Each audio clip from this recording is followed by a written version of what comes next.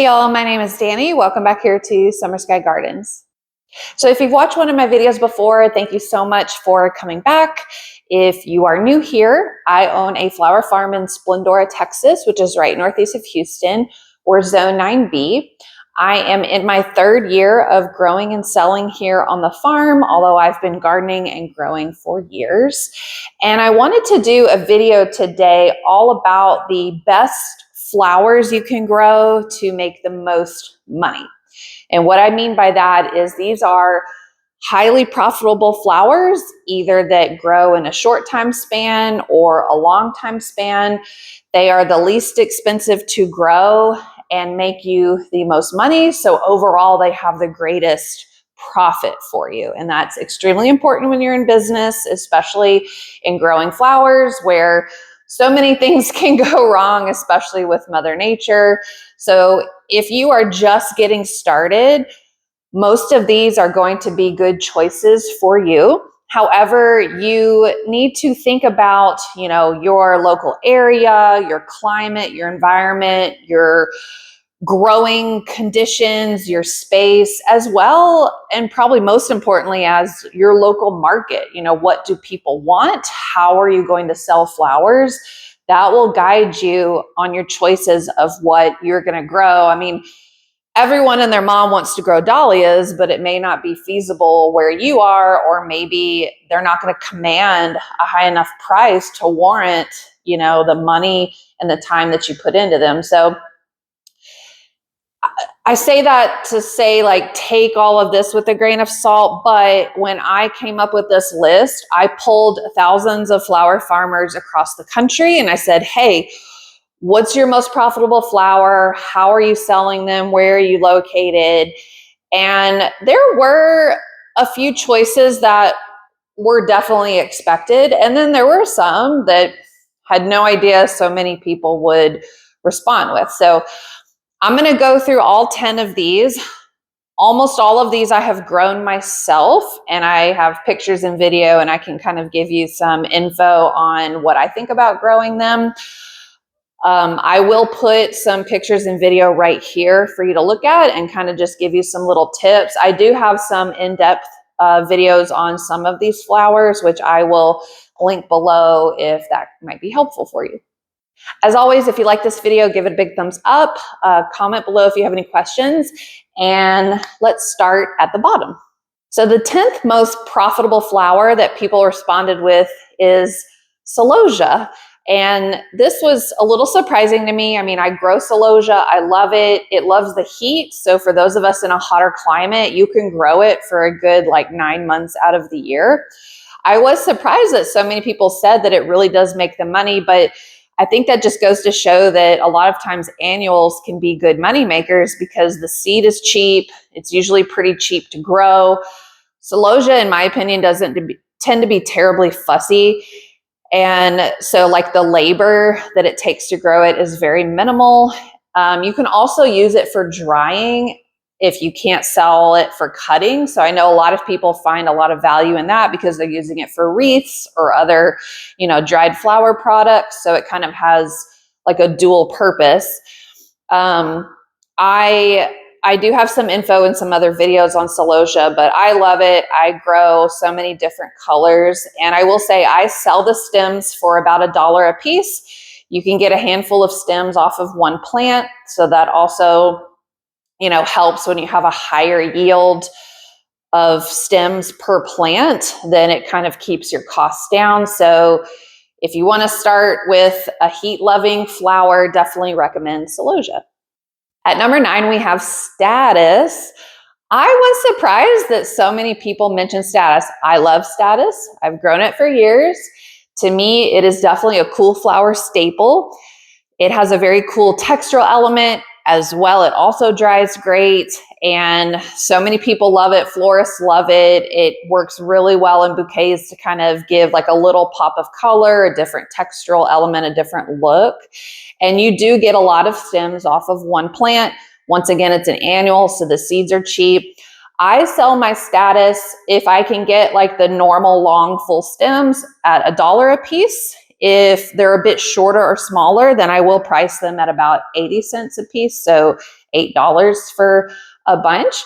That's just how I choose to grade my flowers. And all of this pricing is probably just going to vary depending on where you are, but this can be a very profitable product if, especially if you're selling wholesale. I think a lot of florists really do like getting a lot of status.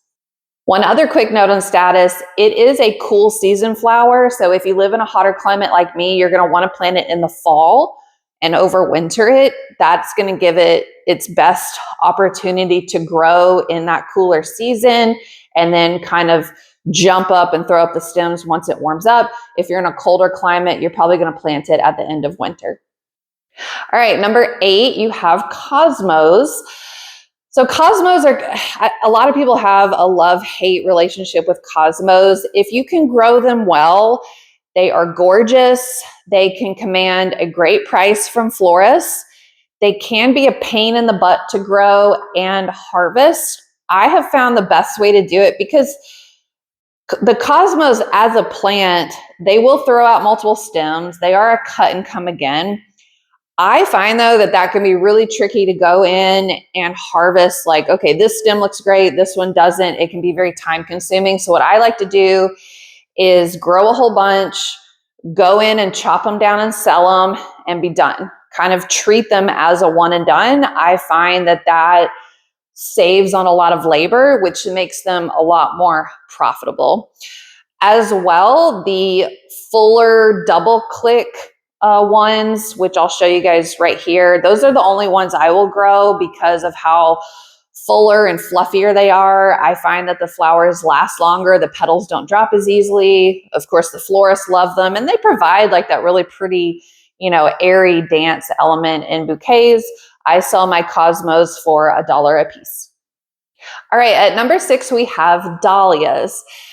Now, I don't grow dahlias on my farm.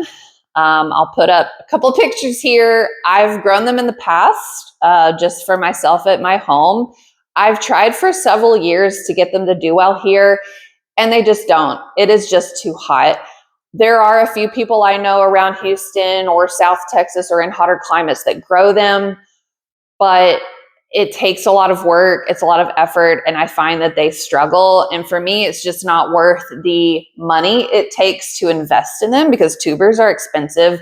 Growing them is a fair amount of work. Now, can you make money on the tubers as well as the flowers? Absolutely. So for a lot of people, that makes them very profitable because not only are they selling the cut flowers, but when the plants multiply the tubers, they can divide and sell the tubers. But I'll tell you, from everyone I've seen that does this, it is a lot of work. So I think you really have to think about, is it worth it to you for the money that you're going to bring in for that? Do you have the time and the labor to do that? Do you have anyone to help you? Maybe if you want to try it, do it on a very small scale. And if you find that you like it, it is highly profitable, then you can expand it. But dahlias are gorgeous. I wish I could grow them here. It's just not possible. But for anyone in a more temperate, climate where you have a cooler summer, cooler start to the year, dahlias can be a really great choice for you. Since I don't grow them, I don't sell them locally, but I know a lot of people, depending on where you live, depending on what type of dahlia, can get anywhere from $2 to maybe even $5 a stem. And just a quick note, all of my prices I'm saying are wholesale. So of course it'll be more for retail. All right, next up we have Lisianthus. Pretty much knew this was definitely going to be on the list. I thought it might be a little bit higher, but I think it can be a little finicky and difficult for some people to grow. So that's probably why not as many people listed it. But if you can grow it and grow it well, it can really be a big moneymaker for you. I've grown Lisianthus for several years. This year had a pretty poor yield, and I think that was just the weather. We had so much rain, more disease, a little bit of cooler weather here and there. They just never took off and did really well this summer. The last couple of years, they've done great. So they can be a little bit finicky, but they're beautiful. They last forever in a vase. I definitely highly recommend buying them by plug and not by seed. But if you want to do the seed, that's fine. They take forever to grow. And depending on how many blooms you can get per stem, I mean, they command anywhere from $1.50 to a teeny little bloom, all the way up to, you know, $3 or $4 a stem if you have multiple blooms per stem. And sometimes you can get a second flush out of them if you get them at the, you know, beginning of summer and you cut them down and let them go. You may be able to get a second flush for the fall. So because of that, they can be a lot more profitable. I will continue to grow them and sell them locally. Like I said, this year was not the best, but I'm hopeful for next year. All right, at number 5, we have Renunculus. Renunculus are gorgeous. They are like the rose of spring. You plant them by corm, and where I live, you plant them in the fall over winter, and then they will grow for the spring. This year, I actually had a really great Renunculus harvest, and I think my trick for that was I shaded them as soon as the temps started to get into the 70s. They don't like the heat. So if you live in a hotter climate like me, you're probably going to have a shorter Renunculus window, and I definitely advise to shade them when it starts to warm up. But if you can do that and grow them, you can definitely sell every stem. I grew so many. I sold so many. I sold them at anywhere from $1 to $2.50, depending on how like big and full they were. They never got huge like some people that live in a more mild or temperate climate. But for me, they were definitely worth growing. And if you can grow them really well, especially if you have a high tunnel, pretty much everyone I know that grows a lot of Renunculus and sells a lot of Renunculus and grows them really well, they grow them in a high tunnel. I just don't have that capability at my farm. But if you can do that, you can really make a lot of money with Renunculus. All right, at number 4, we have peonies. Now, this is the only flower I have not grown, and that is because it is too hot where I live. I cannot grow peonies. I do love peonies, and I have bought them for myself and enjoyed them in my home, and they are just so gorgeous as they open up. They're so big and full and fluffy. I love them. They're great for event work and for weddings. The trick with peonies is that you buy the kind of like, I guess, what's it called? Like a root or an eye. It's like a little baby plant. You plant it and you have to wait a good like 3 or 4 years to let it get really big and bushy and start producing really big, abundant flowers before you can start harvesting it. So it is more of an investment up front. But if you can grow them well, once they are up and running, you will be able to sell every stem. I promise. No matter where you live, if you can ship them, even better, because like for us in South Texas, we can't grow them. So all of the florists here want them. They want them all the time, and they want to buy them and get them shipped in. If they're coming from a local wholesaler, they're probably coming from out of the country. So some of the florists I've worked with, I have recommended people that I know in other parts of the country that they can buy directly from so that they're a lot fresher. But they're gorgeous. They last a long time. Some of them smell really nicely. So peonies can definitely be a big money maker. And I've heard of people, usually they command from $3 to $5 a stem. And, you know, once you've got your plants in there and they're growing, they should stay there for years. So it's a large upfront cost, but the cost after that is pretty minimal. There is some labor required to keep up with them. There's a lot of labor when it's time to harvest, but a lot of the year, you're not really doing a whole lot with them. So you're fine. You know, you have a higher cost up front, but once they're established, it's low cost, low effort, and you're making a lot of money per stem. And each plant usually produces a lot of stems. So definitely recommend peonies if you live, I think, really between zone 8 and 7 or colder. Once you get into zone 9, 10, 11, it's probably going to be too hot to grow them really well. All right, at number 3, we have sunflowers, which I know for me are a huge money maker. Depending on who you're selling to, sunflowers may be a huge hit for you or may not be. If you are selling to a lot of florists that do event work or wedding work, you're probably going to have a hard time selling sunflowers. But almost every other avenue that you can sell flowers to, you will be able to sell sunflowers. The seed is usually pretty cheap. They're very easy to grow, especially in a hot climate like mine. And if you can harvest them at the right stage and make sure the bugs don't get to them, you can make a ton of money on sunflowers. Where I live, I typically sell the stems anywhere from $1 to $1.50, just depending on how big they are. You know, they're always going to be tall. I never have an issue with them being tall, but usually it's more dependent on the bloom size and maybe the variety if they're a little more specialized. But they can be a very big money maker. Just make sure that you're planting them often so that you have them blooming often, because they will kind of pop and you've got to harvest them pretty quickly. But sunflowers, I would say for 99% of people wanting to grow flowers and make money, sunflowers are going to be a great choice for you. All right, the second most profitable flower, and this was very surprising to me to hear from people, is snapdragons. I love snapdragons. I grow them, of course. They can be a little finicky in the heat. I definitely recommend fall planting and overwintering them. But if you can grow good snapdragons, number one, they will be so much better than anything that your local florist can get from the wholesaler. So you should not have any trouble selling them.